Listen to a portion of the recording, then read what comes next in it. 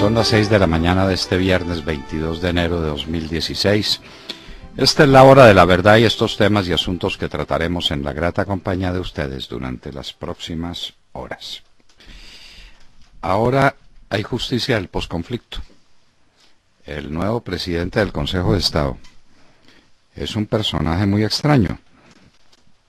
Le piden declaraciones y uno cree que va a hablar de las últimas tesis jurídicas sobre lo contencioso administrativo, sobre el valor que lo contencioso tiene para defender al ciudadano frente al Estado, para exigirle al Estado el cumplimiento de sus deberes, para hacer justicia entre la gente del común y las fuerzas que lo manejan. Pero no, nada, ni una palabra sobre eso. Ahora es la justicia del posconflicto. A este señor lo nombraron no presidente del Consejo de Estado, sino otro presidente del posconflicto. Era lo que nos faltaba. Era ya la desvergüenza de unos magistrados que resuelven hacer política desembosadamente y dedicarse también al posconflicto y quieren hacer justicia en Colombia. ¿Por qué no nos nombran de paso otro presidente del Consejo de Estado y a este lo dejan que se lo lleven para Palacio a hacer justicia del posconflicto? Esto es inaudito, esto es inaudito. Un Mesías que resuelve tomar un instrumento judicial donde la justicia es ciega y se le tiene que aplicar al que tenga la razón, no al que tenga motivos políticos de esta o de aquella naturaleza. Y resulta que se pone del lado de lo que llaman el posconflicto, es decir, del lado de las FARC, es decir, del lado del gobierno. Y a quienes estamos haciendo oposición a la entrega del país a las FARC, entonces ya quedamos destituidos de justicia. Este hombre la hizo en nuestra contra. Pero ¿esto qué es? ¿Esto qué es? Es para nosotros un verdadero escándalo. Las declaraciones del nuevo presidente del Consejo de Estado no nombraron un magistrado, nombraron un politiquero a hacer política en favor de las FARC. A propósito de FARC, la famosa comisión verificadora, la que tan orgulloso tiene a Juanpa y a Roy Barreras y a toda esta gente, conformada por unos delegados de la CELAC, es decir, delegados de Cuba y de Venezuela, acompañados por representantes de las FARC y del gobierno, para que verifiquen no se sabe quién, unas zonas que no se sabe cuáles son, que no se sabe qué superficie tendrán, que no se sabe qué pasará en ellas, para que verifiquen eso, es decir, lo que no se sabe. Hablaremos con Paloma Valencia sobre ese tema fundamental para el país. Le van a entregar el país a pedazos a las FARC y van a traer para verificar el cese al fuego y la dejación de armas en esas regiones innominadas, impremeditadas, que nadie sabe cuáles son. Van a traer una comisión conformada por los amigos de los Castro y los amigos de Chávez y Maduro. Esto ya es el colmo de la desvergüenza. Pero no hay reacción, no estamos reaccionando. Le vamos a preguntar a Paloma Valencia cuándo empieza la campaña del Centro Democrático en función o en contra del plebiscito.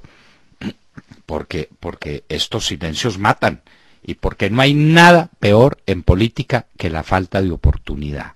Nada peor. ¿Y ahora qué harán los socios minoritarios de Isagen? Esta firma canadiense compró Isagen por lo que le dio la gana, sin subasta, sin competencia, y ofreció una plata que en libros puede parecer buena, pero es que después esas acciones no quedan valiendo nada, no quedan valiendo nada. Los canadienses o los inversionistas que utilizan a los canadienses como correa de transmisión para sus designios financieros tienen la obligación de comprar al mismo precio que le compraron la nación a los minoritarios. ¿Las venden o no las venden? La encrucijada de las empresas públicas de Medellín.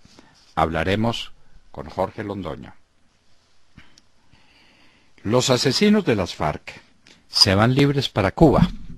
Ya estamos muy emocionados porque unos bandidos de esos que están condenados por rebelión porque no les encontraron las pruebas de sus múltiples secuestros, reclutamientos de menores, asesinatos, bombas, entonces ya salieron libres y se van a dedicar a hacer la pedagogía sobre la paz.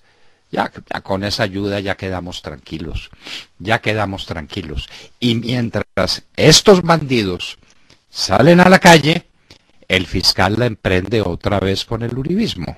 César Mauricio Velázquez, acusado con el secretario general de la Presidencia de la República de haber dedicado 54 millones de pesos del DAS para desprestigiar a Yidis. A Yidis no necesita nadie desprestigiarla. Pero ¿qué es lo que eso significa? ¿Y eso qué sentido tiene? Ninguno. Pero el fiscal lo tiene que hacer y el vicefiscal tiene que hacer méritos. Hay que arrasar con el uribismo. De manera que un hombre como César Mauricio Velázquez, uno de los hombres más pulcros y más transparentes que hay en este país, listos para irse para la cárcel.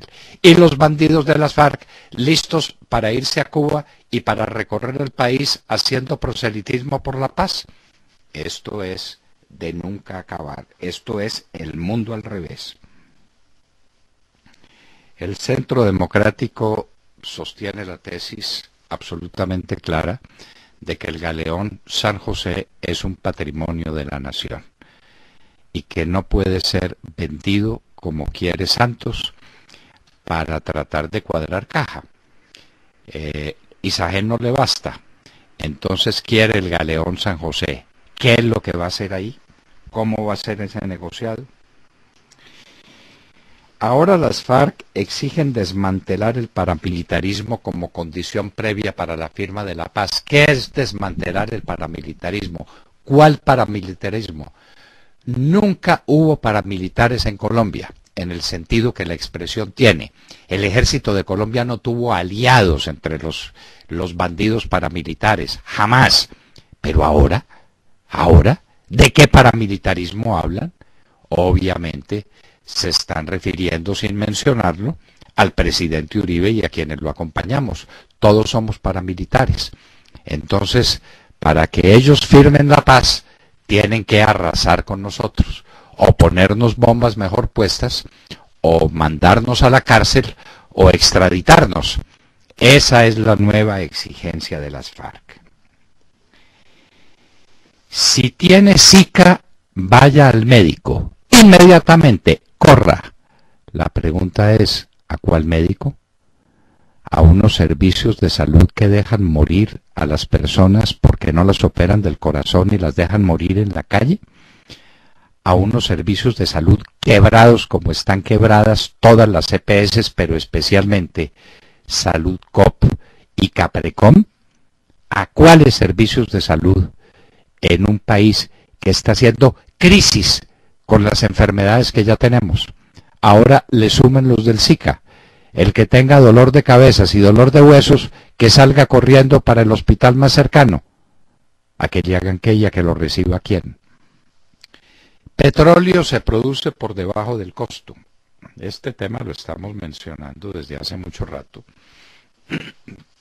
Colombia tiene un pésimo nivel de producción petrolera por sus costos, porque cada comunidad ha exigido casa, carro y beca para dejar trabajar a las petroleras, porque el transporte es costosísimo, porque el petróleo es un petróleo muy pesado que necesita otros elementos para la mezcla y para poderse vender en los mercados internacionales. Petróleo a $27 para Colombia sencillamente no es rentable. Ya lo admitieron. Estamos vendiendo petróleo lo mismo que Venezuela y Ecuador por debajo del costo. Es decir, cada barril de petróleo que producimos y vendemos nos genera pérdida. Ese es el resultado de la política petrolera de Juan Manuel Santos. Pequeña reacción de las bolsas hubo ayer en el mundo y del petróleo también. pero una pequeña reacción es que el petróleo se pone a 28 o a 29, en todo caso por debajo de $30 el barril. Y las bolsas reflejan lo que se llama el efecto rebote. Han caído tanto que la gente dice, no, esto no puede caer más, y entonces compran unas acciones y hay un efecto rebote. Pero la situación del mundo sigue siendo crítica. Vamos a estar pendientes de lo que pase este fin de semana en el Foro Económico de Davos. A Venezuela le llegó la hora. Ya la situación de Venezuela tocó fondo, señores. Hoy hablaremos con el doctor Alberto Schlesinger, quien nos contará cuál es la situación de Venezuela. Pero lo que hay en el fondo es que más del 75% de los analistas de la economía sostienen que Venezuela no podrá pagar este año la parte de la deuda. Los cálculos que tienen es que si lo hiciera, tendría que dedicar a amortizar la deuda el 90% de sus ingresos petroleros. Está liquidada Venezuela, está liquidada. Y Maduro exigiendo a través de una emergencia económica que le dejen obrar, pero llevan 15 años, y en 15 años lo que han hecho es empobrecer y destruir a Venezuela. Ya le dijeron los mayoritarios de la Asamblea Nacional que no le aprueban su emergencia económica. Venezuela tocó fondo. La norma que salió del Congreso de la República sobre el plebiscito para la paz está en manos del magistrado Vargas Silva. Cuando la justicia está politizada, cuando los magistrados no tienen toga, sino que tienen las rodillas genuflexas ante el poder político, pues ya las cosas quedan perfectamente claras desde su origen. ¿Qué va a hacer Vargas Silva? Pues presentar ponencia favorable a este esperpento jurídico que es el plebiscito por la paz.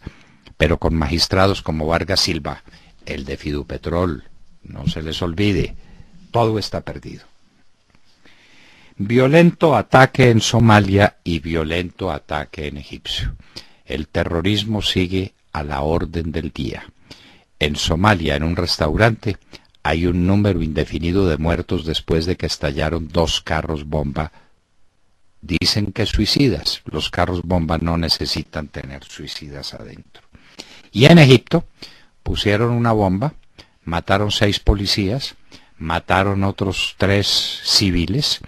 La situación está muy delicada en Egipto también, y cerca a las pirámides, como para decirle a los turistas, no vengan a Egipto, y Egipto vive literalmente del turismo. De manera que cuidado con los aviones, porque les ponen bombas en pleno vuelo. Y si logran aterrizar, aquí los cogemos a bombazos.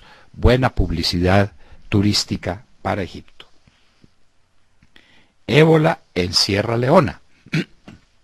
Recuerden ustedes, tengamos memoria, que hace muy pocas semanas la Organización Mundial de la Salud declaró a Sierra Leona y al África en general libre de ébola. Parece confirmado el segundo caso de ébola en Sierra Leona.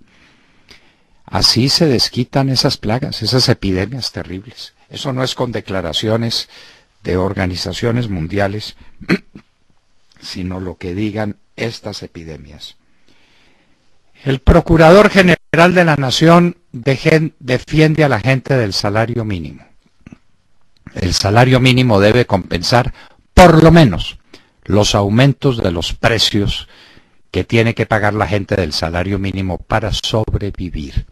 Si se les paga menos, se los condena a disminuir su ya escaso nivel de vida. El procurador Alejandro Ordóñez sale en defensa de toda esta gente en la demanda que han presentado ante la Corte Constitucional las centrales obreras para exigir que el salario mínimo sea revisado en los niveles de la inflación real, de la de verdad, de la que afecta al pueblo.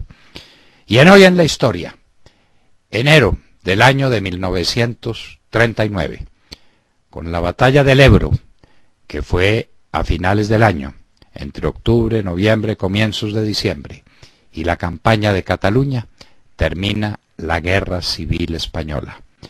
Una tragedia de 3 años que costó 1 millón de muertos.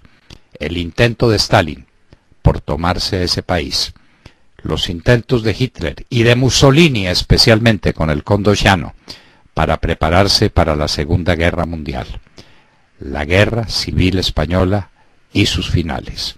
De todo esto y de mucho más hablaremos con ustedes en las próximas horas, en la Hora de la Verdad. Muy buenos días a todos. Bueno, la noticia de que la Corte Suprema archivó la investigación al ministro Juan Fernando Cristo por nombramientos irregulares en un hospital de Bogotá, la verdad a mí no me extraña, no sé a ustedes, pero a mí no. Por hechos similares y sin pruebas, hay dos ministros del gobierno de Uribe y un secretario privado de la presidencia, Alberto Velázquez, condenados a casi 8 años de cárcel. Pero este es el doble rasero, ¿no?, de una justicia que no se sonroja cuando llega a estas conclusiones. Los hechos investigados son de la época de Cristo como senador de la República y en la denuncia, no crean, estaban también incluidos nombres congresistas como Roy Barreras, Samuel Arrieta, Ángel Custodio Cabrera y los excongresistas Plinio y Germán Olano Becerra.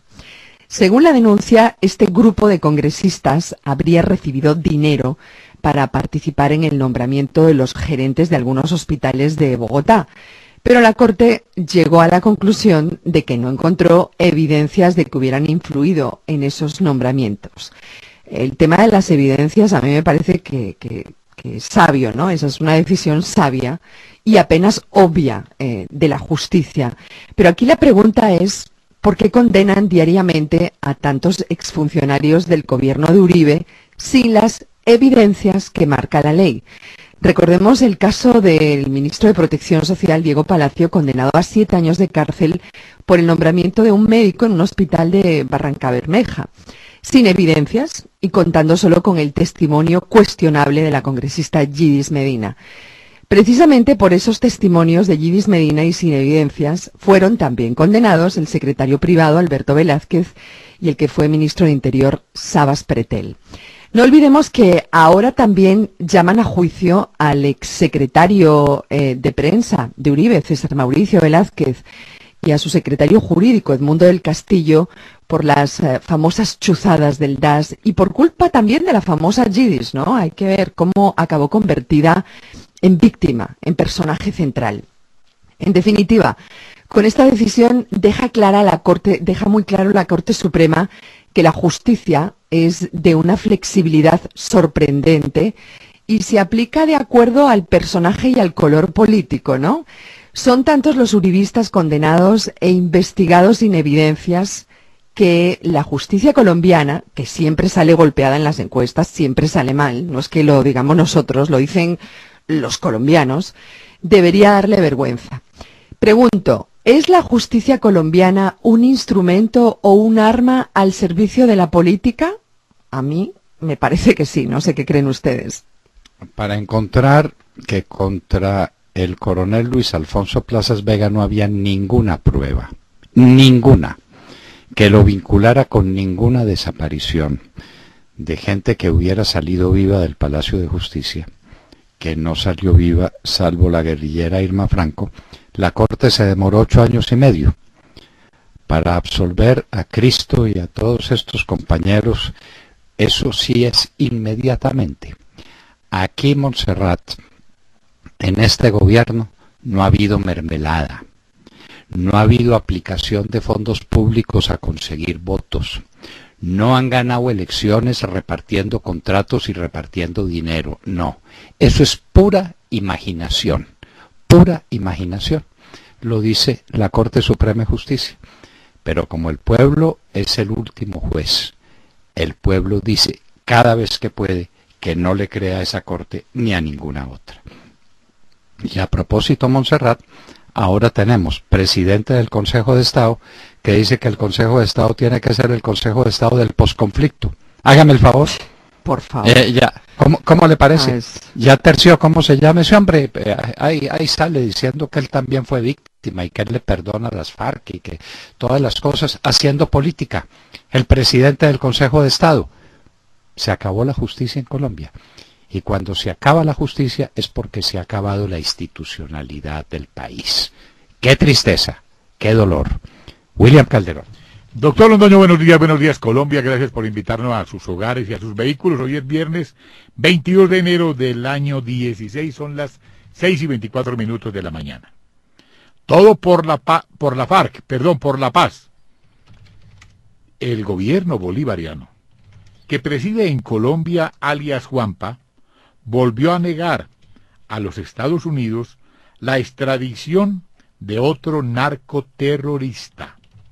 El camarada de los hermanos Castro había rechazado en noviembre pasado otra solicitud en ese sentido. En una resolución fechada el 6 de enero, el Ministerio de Justicia denegó la entrega a la justicia de Estados Unidos de Octavio Orrego Sánchez, miembro del primer cartel de la droga del mundo.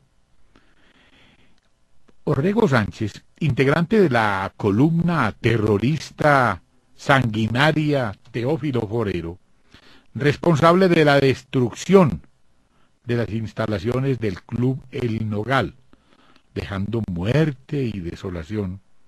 La misma columna que dirigió el atentado contra el exministro Fernando Londoño Hoyos, en donde fueron vilmente asesinados sus dos ángeles de la guarda, Rosenberg y Ricardo. Sobre Octavio Orrego Sánchez pesaba una circular roja de Interpol con orden de captura de 190 países sobre el terrorista, protegido por el gobierno colombiano.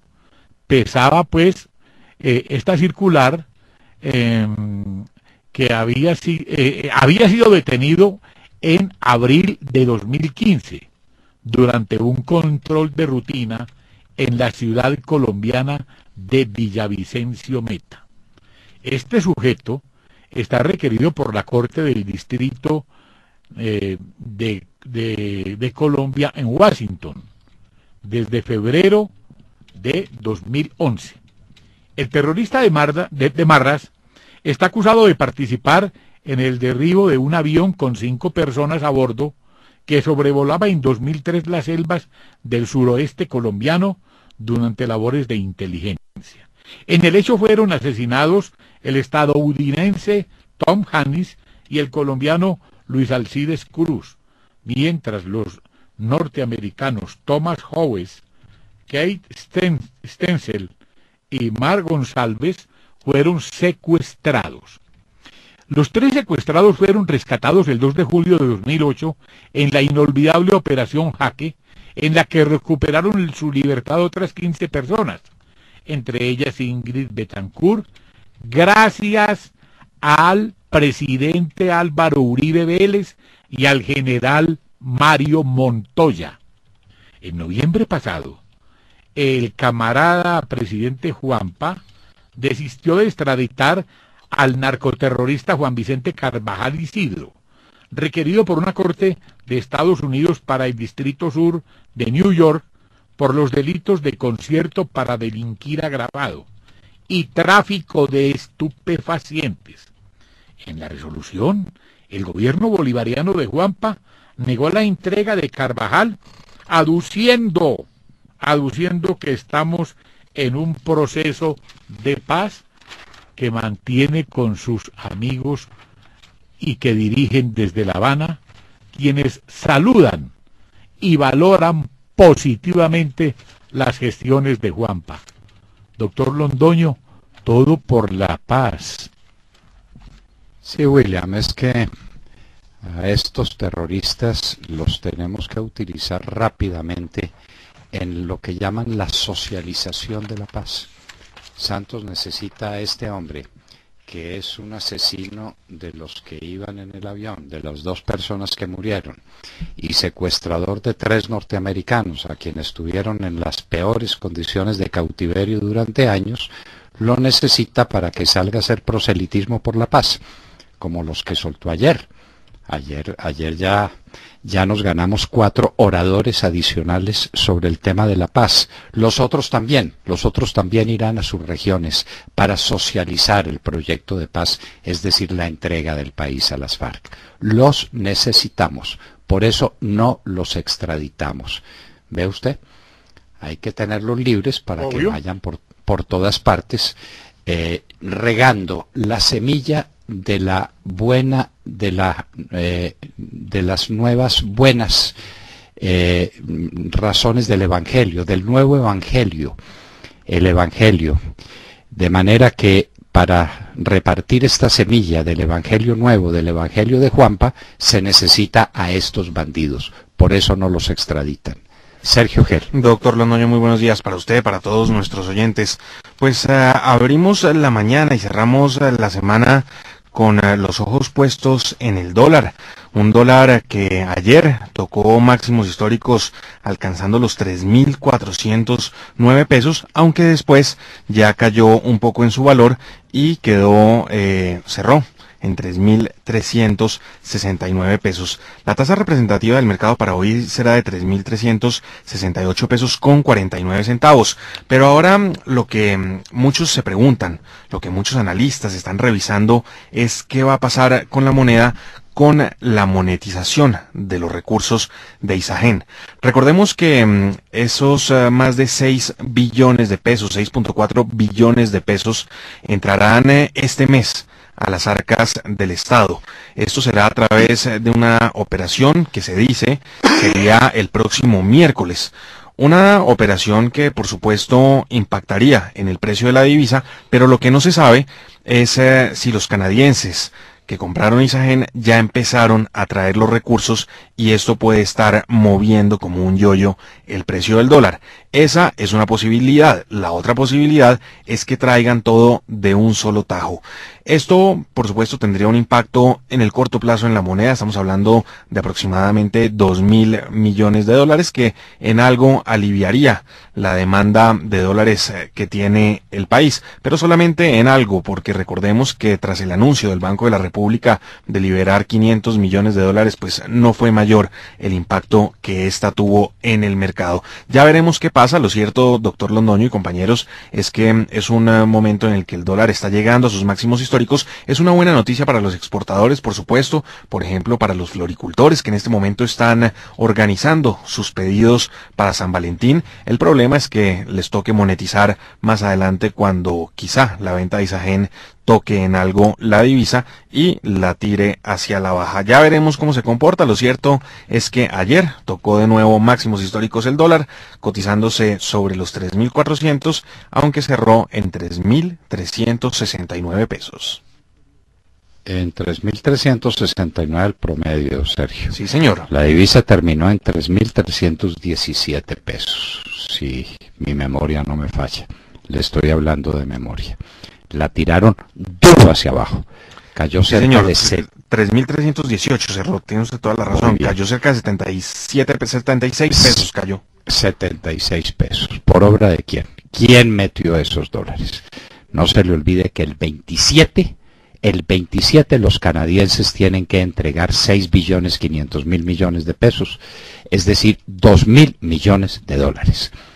Pero convertidos a pesos y se los tienen que entregar aquí al doctor Clemente del Valle, que no sabe qué va a hacer con ellos y que no sabe a qué título los va a recibir. Hemos estado tratando de conseguir al doctor Clemente del Valle para que le explique esto a nuestros oyentes, pero el doctor Clemente del Valle no aparece por parte alguna.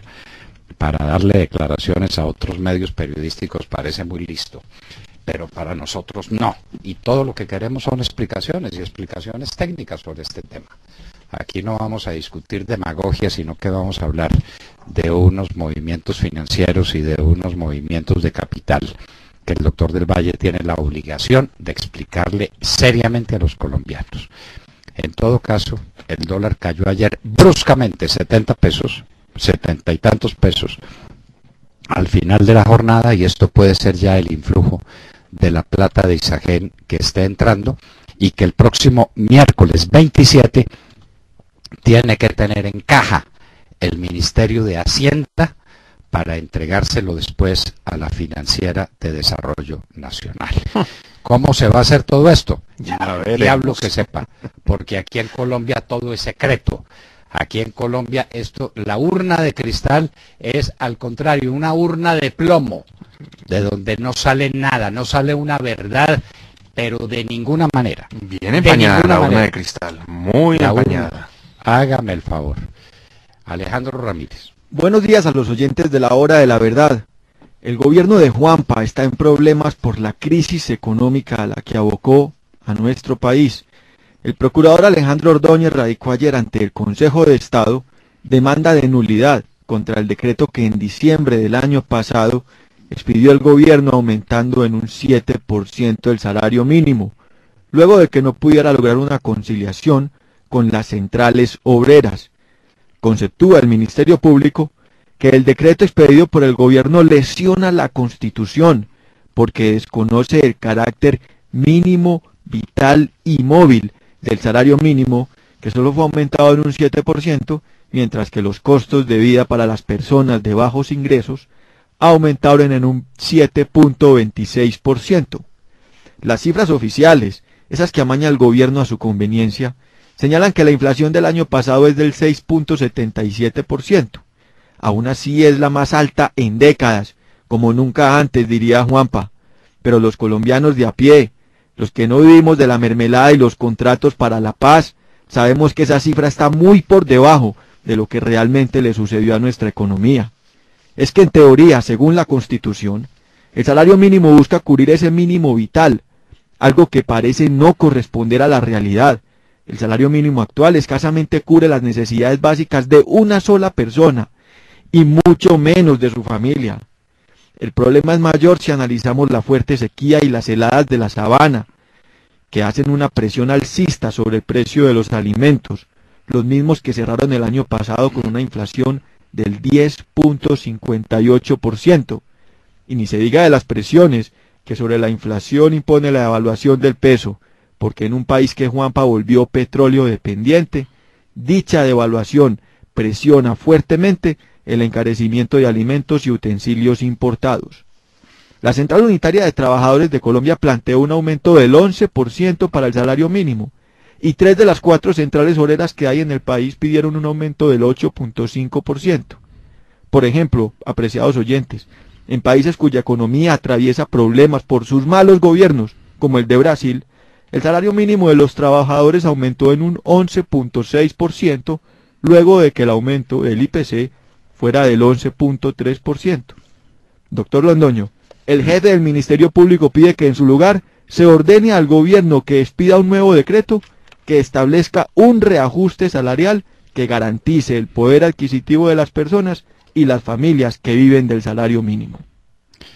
El salario mínimo es inflacionario, dice el gobierno. Lo que no es inflacionario es el gasto público convertido en mermelada. Esos centenares de miles de millones de pesos, esos sí no son inflacionarios. Lo que se entrega en contratos para construir obras que no se construyen y para que se los roben los paniaguados de Santos, eso no es inflacionario. El inflacionario es el salario mínimo. Vamos a ver qué le dice el Consejo de Estado, que ya se declaró por el posconflicto, ¿no? ¿Usted vio las declaraciones del presidente del Consejo de Estado? Parecen las declaraciones de un ministro del Interior, del ministro de la Política. Ya el Consejo de Estado dedicado a hacer política. Lo más extraño a la rama judicial, qué tristeza. Era lo que nos faltaba. Y tenemos de por medio el tema importantísimo de la comisión supuestamente tripartita que va a venir a verificar no sabemos qué.